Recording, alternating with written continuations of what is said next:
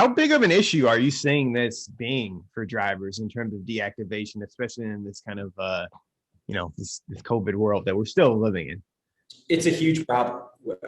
Even before we started doing deactivation work, it was one of those issues that we would get called about every single day. Hmm. Drivers are so often in a position where they're not getting information from the companies about why their account's been put on hold or permanently deactivated, and they're just not sure how to go about the process of challenging it or getting reactivated or any step along the way. Bryant, what are you seeing as like the biggest reasons drivers are getting deactivated? Well, a lot of times it's false accusations. We see that often where passengers will say that something happened, even if it's not super nefarious. It's just, hey, that he made a comment or he sped or whatever the situation may be. And the idea there is to try to score a free ride or get some credits or something like that.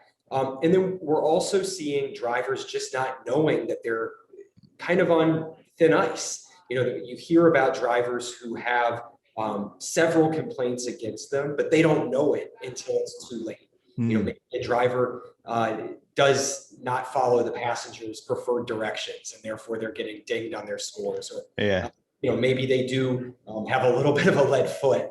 But we would love to see the companies be more proactive in advising drivers when these complaints are made against them, so that corrective action can be taken. The driver can change their behavior before it's too late. Brian, what do you think some of the things that drivers can do when they do get deactivated to get themselves reactivated?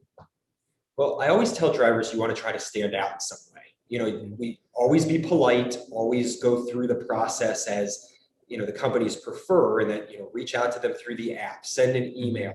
But if you can somehow differentiate yourself from every other driver who's saying, hey, I've been wrongfully deactivated, it's going to help possibly get you to the front of the line. So what do I mean by that? If you provide evidence that there was a false accusation, or evidence that you made a delivery that somebody's saying that you didn't make, or whatever it may be, that's going to help your claim.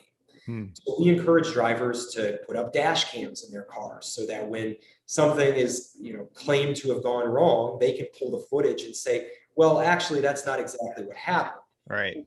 Take an extra photo of a Doordash delivery to keep on your phone, showing that you made the delivery. It takes up no space, really.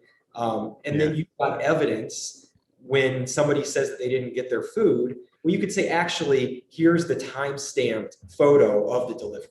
Things like that go a long way to showing that the claim against you is wrong and that you deserve a second chance. But I know, Bryant, that Legal Rideshare, you guys are doing some work around this area, trying to help drivers to get reactivated, to stand out a bit. Can you tell me about some of the new things you guys are doing in that area? Yeah, so as I was saying earlier, we kept getting calls on this issue all the time. And for the longest time, we really didn't have a solid answer for people. We're not an employment and labor law firm. That's not our general practice, but we wanted to find a way that we could assist. So we started brainstorming, and we thought, hey, maybe we can help elevate these issues for the driver to the rideshare companies.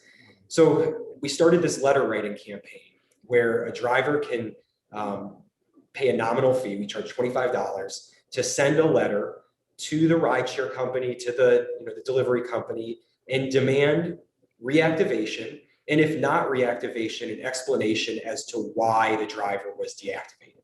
Because so often it's just a lack of communication. The driver's just looking for an answer. Why did this happen? So we got all the legal department's information for all these gig companies.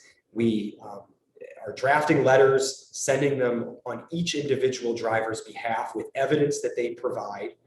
And we're putting it directly into the hands of the legal counsel for each gig company.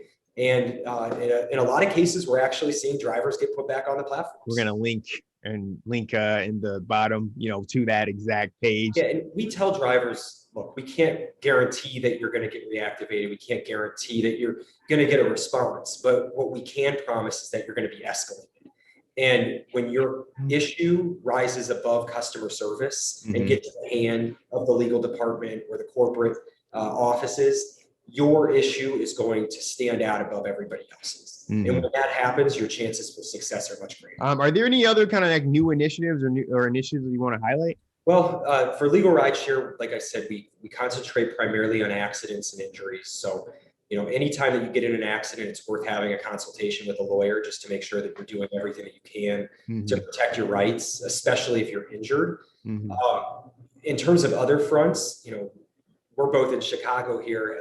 You see the driver safety is a huge issue. We're seeing carjackings, we're seeing driver assaults. It's happening a lot in Chicago. It's also happening other places as well. Yeah.